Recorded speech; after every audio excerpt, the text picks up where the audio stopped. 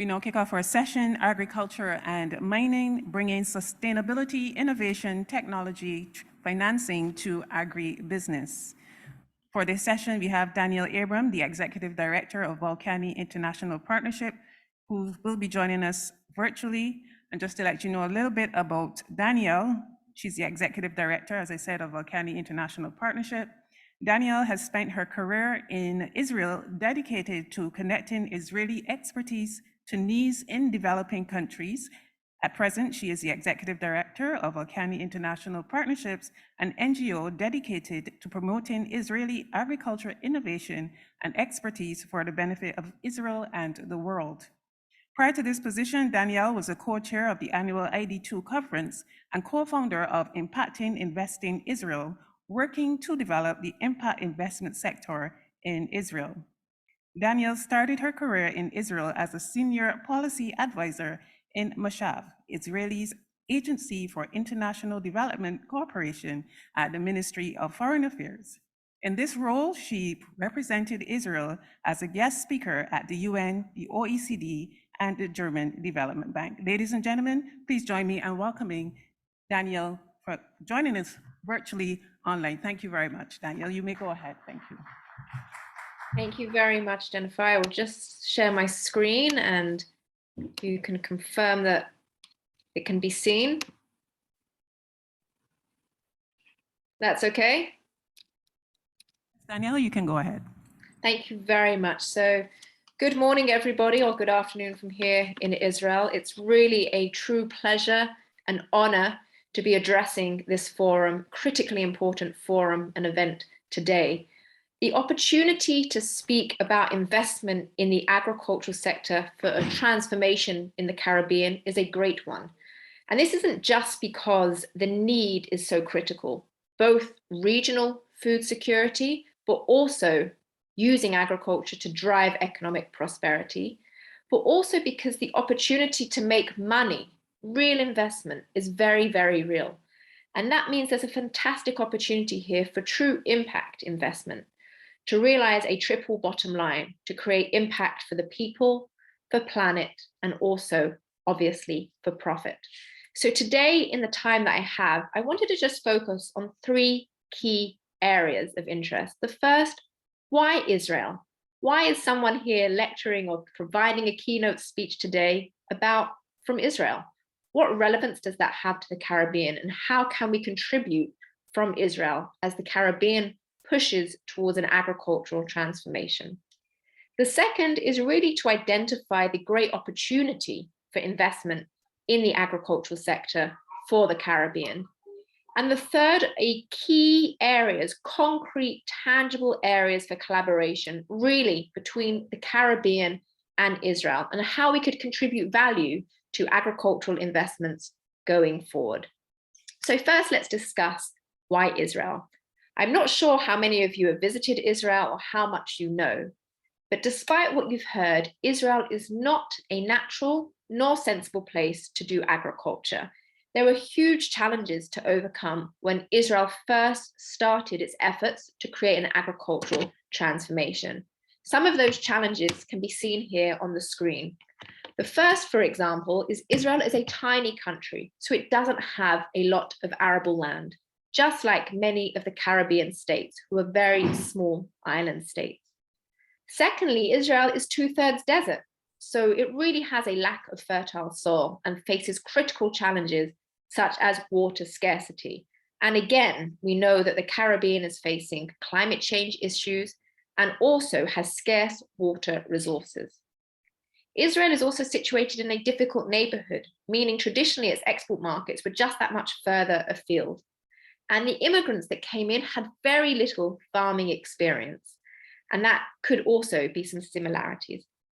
And if you look at some pictures, these were pictures of what Israel looked like in the early days.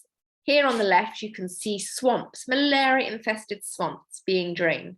And here on the right, rocky desert environment, not great for agriculture.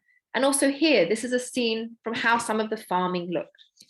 Yet in a very short space of time, Israel managed to create a complete agricultural transformation. And this is some of the agricultural scenes from Israel today. And in doing so, Israel did not just realize domestic food security, which is a critical goal for the Caribbean as a region today, but it positioned the agricultural sector as a key driver for employment and economic growth, another critical goal for the Caribbean and of obvious opportunity for investment. And just to give you a sense of some of Israel's key achievements, which I hope can, number one, serve as an inspiration, but number two, get you thinking about how they could provide the opportunity for collaboration. So here, Israel achieved some fantastic production achievements, maximizing yields. Israel not only managed to increase yields, and we believe there's huge scope to do so across the Caribbean, but actually emerged as a global leader in the production of certain crops holding records. For example, here you've got Israel as a global leader in the production yields of citrus, or indeed tomatoes. Israel is a fantastic global leader with a record of post-harvest loss. Traditionally, globally, losses might be at 20% from grain storage. Sometimes in more developing countries, emerging markets, it could rise even to 40 to 50%. Yet in Israel, we are losing less than 0.5% of our grains in storage. And these agricultural achievements, of course, extend to livestock, whether they as cows, poultry, etc. And Israel has the most productive dairy cow, producing 13,000 litres versus 6,000 litres per cow in Europe. Another fantastic achievement that Israel has managed, which is critically important and relevant to the Caribbean, is production efficiency. Just look at the number of people that could be fed by one single farmer from 1955 to 2017. And water use efficiency, talking about water as a scarce natural resource. Here, this graph shows how Israel increased its water use efficiency. So it has increased the production of crops fivefold whilst using the same amount of water, a truly remarkable achievement driven by investment in knowledge and, of course, technological innovation. And where would we be without talking about how Israel made the desert bloom, a critical subject as we talk about climate change for the future.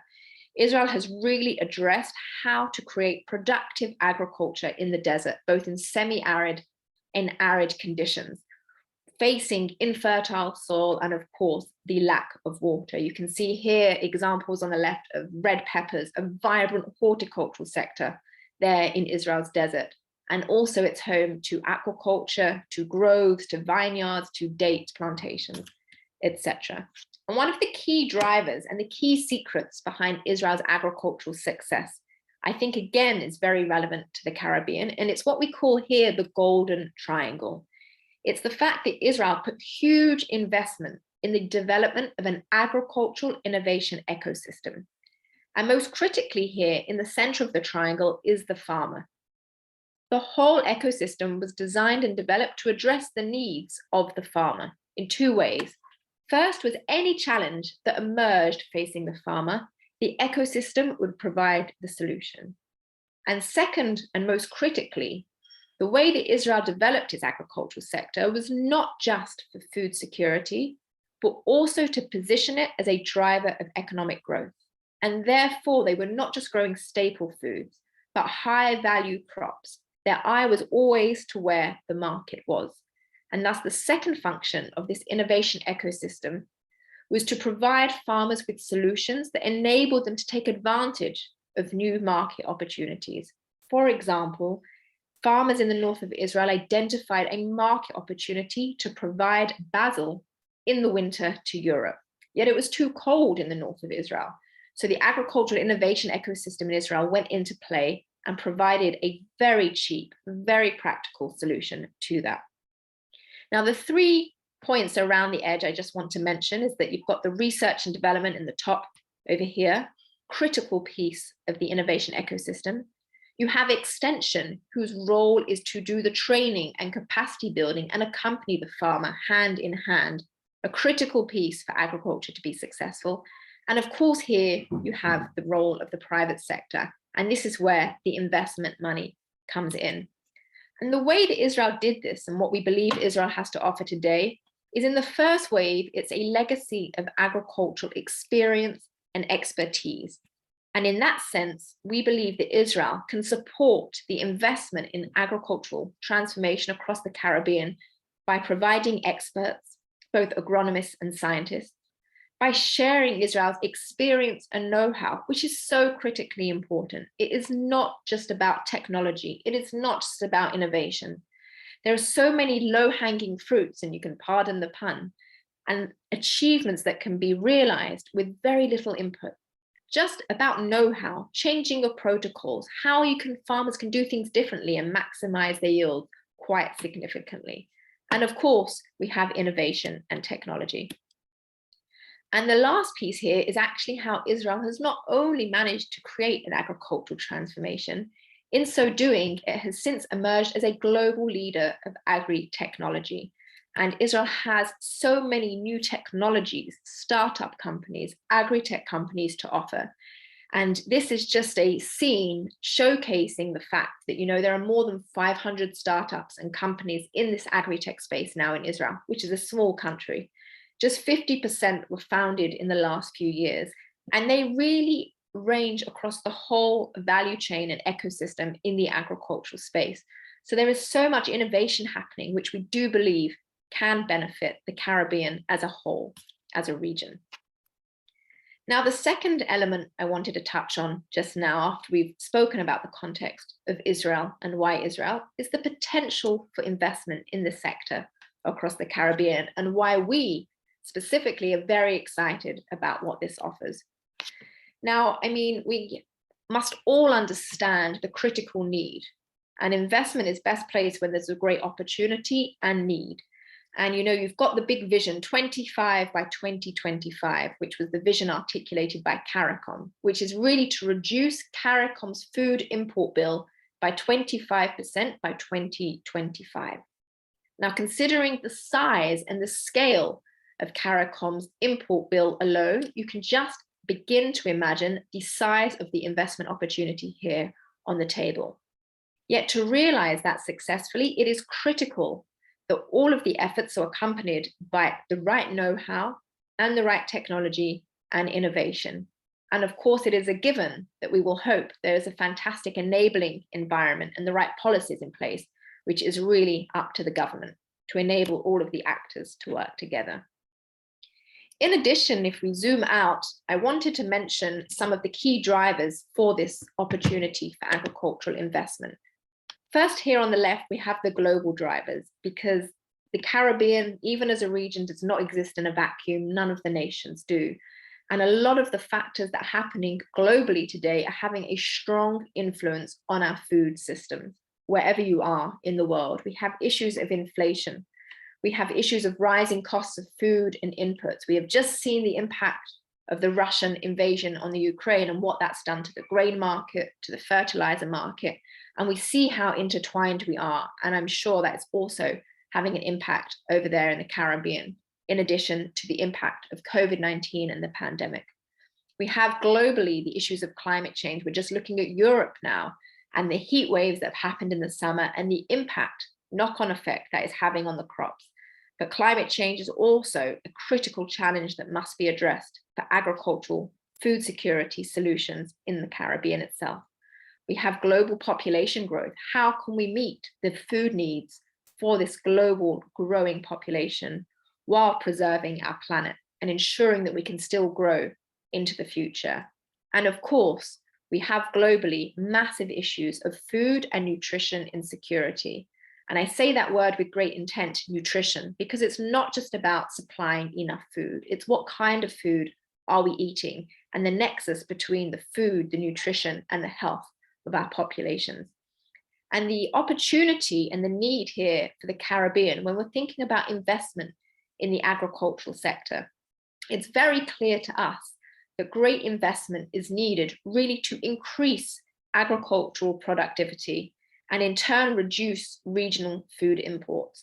And we have seen firsthand from being on the ground just in the Bahamas only 2 months ago, the great opportunity, even through very simple measures, to increase agricultural productivity quite dramatically and significantly, even threefold, with very limited intervention, technology, or investment.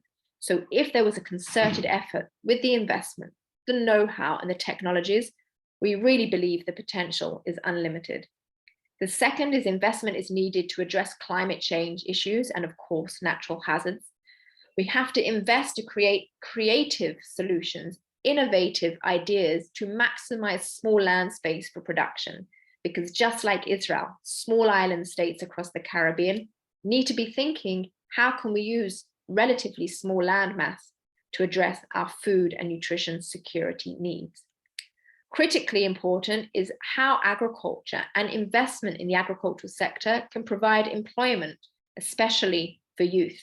I spoke to a few people on the ground and they said in the Bahamas, you know, we're so focused on serving in the service industry for tourism, but there's huge opportunities here to attract youth into a new agriculture, a digital, high-tech, advanced agriculture that can really generate serious profit for the farmer. Agriculture as a business, it should be an attractive proposition to youth today to go into agriculture and seriously be able to make money while addressing massive national and regional needs.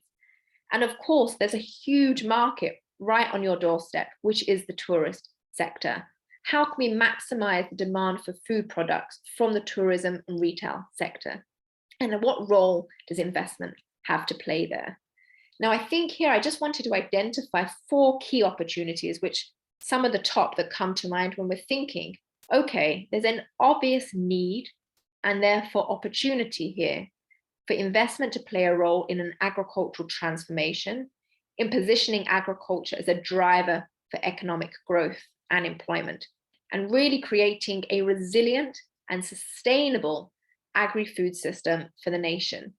And of course, the first area is how can we leverage investment to jumpstart agricultural production? Can we invest in commercial scale farms, commercial scale production, identifying a clear market need? Equally, we believe there's a huge opportunity to create cooperatives and aggregate small and medium-sized farmers together and invest in those as a larger unit of production. The second is about strengthening linkages to tourism, as I said before.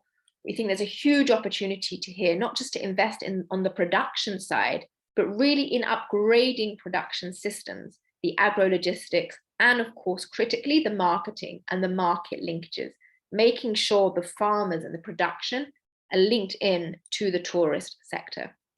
The third, and I'm mentioning it again, is about the critical need and opportunity to invest in climate smart agriculture. And this is to boost productivity and to build climate resilience, really for the future. And this must be done urgently right now, so we are prepared for what's coming in 5, 10, 15 years' time. And of course, the opportunity to invest in the diversification of agricultural export revenues, really through value chain development. And this is all about developing and strengthening competitive value chains for high value products. It's exactly like I said about Israel. Israel did not just invest in the staple food crops for traditional food security, but very much pursued a dual market approach, which was food security on the one hand, but also how can we create high value produce to serve real market needs. And in the Caribbean, this could be from focusing on highly perishable fruit and vegetables, from seafood to spices. We're talking a lot about aquaculture, for example, at the moment. And the third, just before closing, I wanted to say a few remarks really on the opportunity for collaboration. When we're thinking about how can we invest capital into the development of the agricultural sector across the Caribbean, how could experience and expertise from Israel really strengthen that opportunity, that proposition, or in fact, even de-risk it if we're thinking the investment in the agricultural sector is possibly more risky than investment in another sector? So I wanted to just say a few words about who we are. The Volcani International Partnerships, we are an Israeli NGO, and our mission is to tackle food and nutrition insecurity using Israeli agricultural experience, expertise, and innovation. So we are not a private sector actor. Our whole raison d'etre, our whole mission is to see how we can contribute value from Israel as other nations go about investing in their agricultural sectors today. And we do this through three key ways. The first, as I mentioned earlier, is expertise and advisory. One of the key secrets of Israel's agricultural success was the huge investment the government made in developing local homegrown expertise. And that's in two areas. The first are the agronomists, the experts out in the fields working alongside the farmers.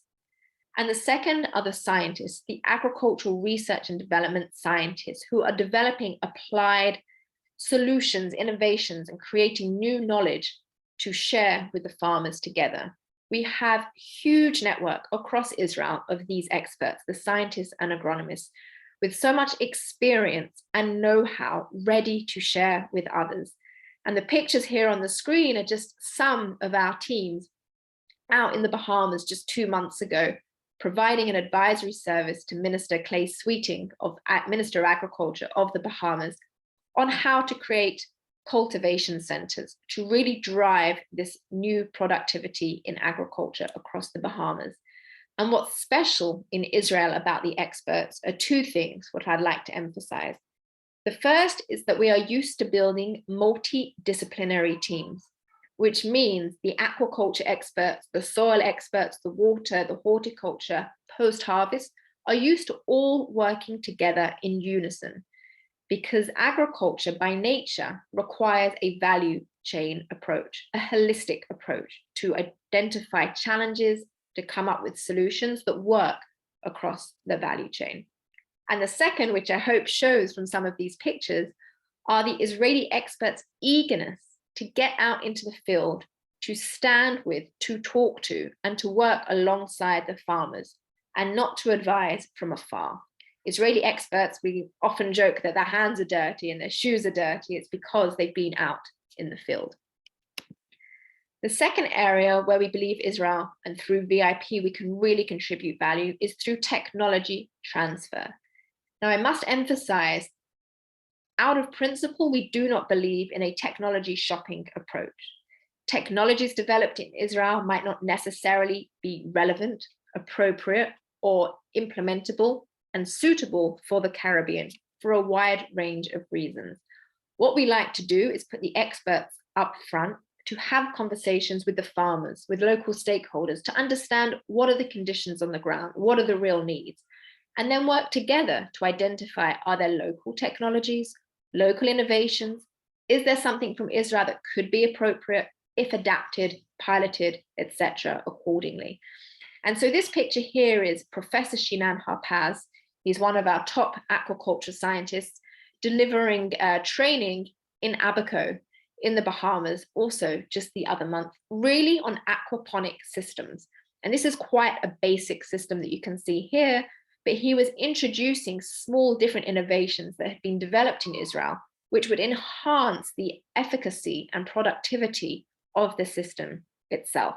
And that's just one example of technology transfer. We also spoke in the context of aquaculture, but also in the terms of poultry production, about alternative feed and some of the innovations we're seeing with the use of the black soldier fly larvae today, and some of the innovations coming out of Israel, which could be applicable and easily implemented in the Caribbean for great effect today.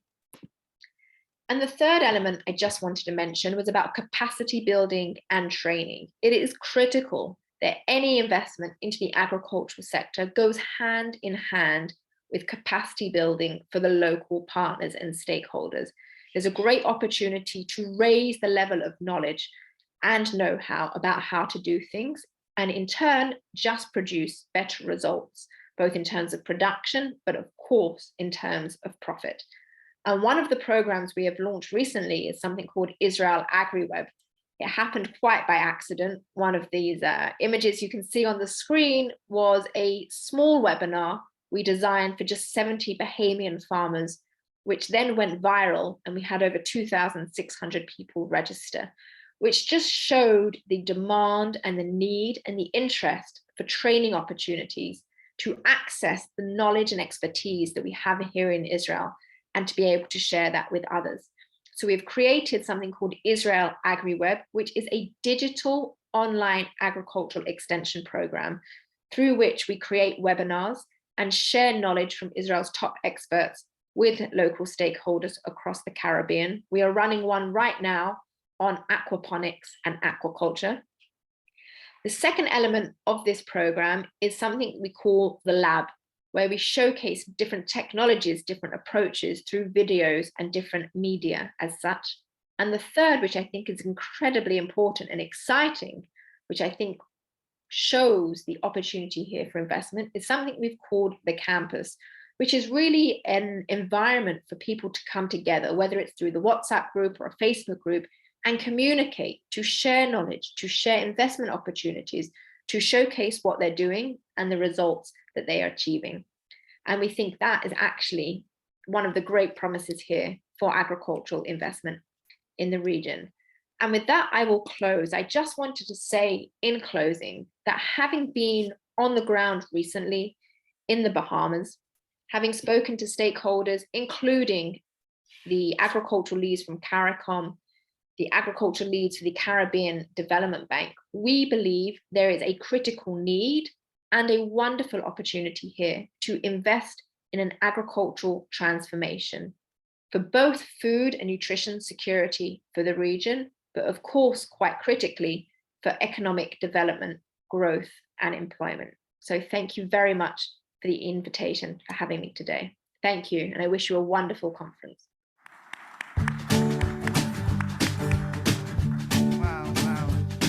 Thank you very much, Danielle, for sharing with us how we can bring sustainability, innovation, technology, and finance into agribusiness in the region. And I should also add even training in this time of innovation and technology, as we are also having challenges with the global pandemic. We're going to transition at this time to dive further into this discussion with our panel discussion. And so I'm going to invite our panelists and moderators to the podium. Moderating this session will be His Excellency Ambassador Dr. Andre Thomas, co-chair of Upton Funds, and he will be joined as co-moderator with Raphael DeAngelis, co-founder and chairman of Upton Funds.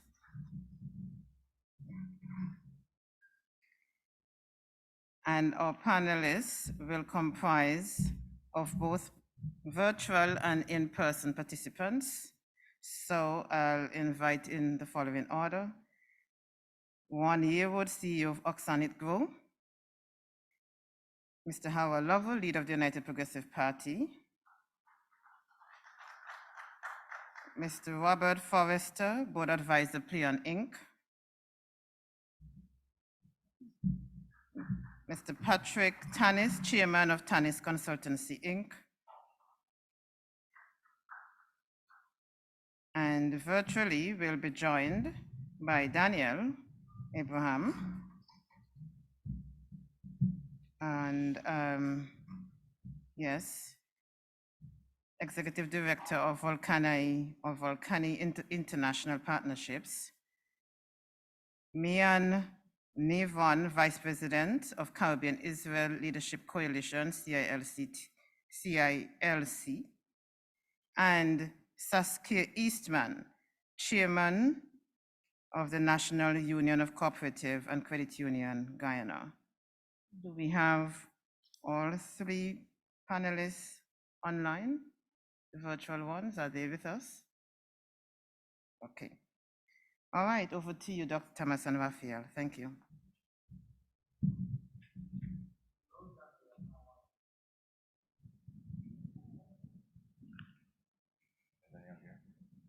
Hello, Danielle. How are you doing? Fine, thank you. How are you?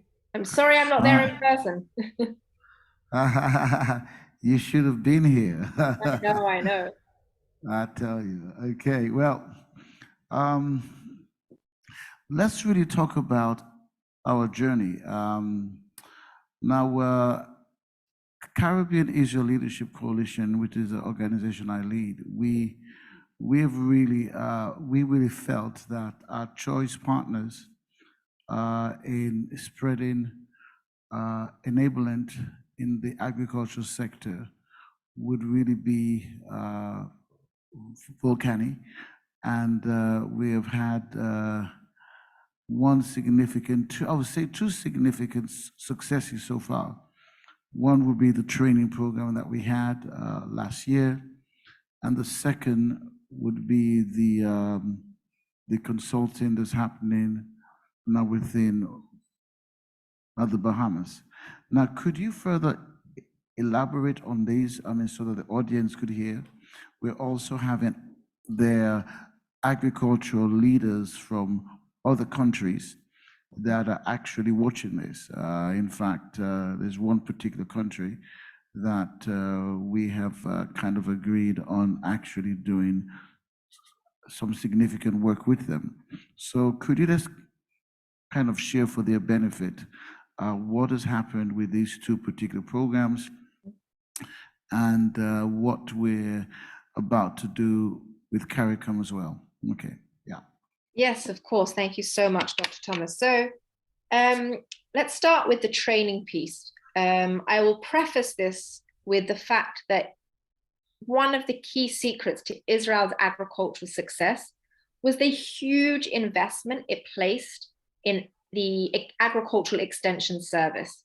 So for anyone that is not familiar with an extension service, it was part then of Israel's Ministry of Agriculture. The extension service are agronomists, and their task is to accompany the farmer, to solve any challenge that faces the farmer, and to communicate between the farmer, the researchers, and all the players to ensure that the farmer has everything he or she needs to succeed. And they often provide focused training to ensure that they have all the tools, the skills, the know-how at their disposal. And critically, because it was so well funded, and because Israel is such a small country, each extension officer really had about not very many farmers to accompany. And therefore, every 2-3 days, you might be visited by your extension officer. The other critical piece to know about Israel's model for this is that it wasn't like your general practitioner doctor. Everyone, when you're feeling a bit sick, you go see your GP, your general practitioner. But God forbid you were sick with cancer. You would want to go and see your top specialist. You want to go and see the specific oncologist that deals with that kind of cancer. Well, the same is true for agriculture. And one of the unique features of Israel's agricultural extension system was that it developed specialists in every field. So if you were growing tomatoes and you had a specific disease for that tomato, you would get that expert to go with the tomato expert. You wouldn't have a generalist agricultural expert there. You would have someone specifically knowledgeable in this pest or disease for that tomato plant.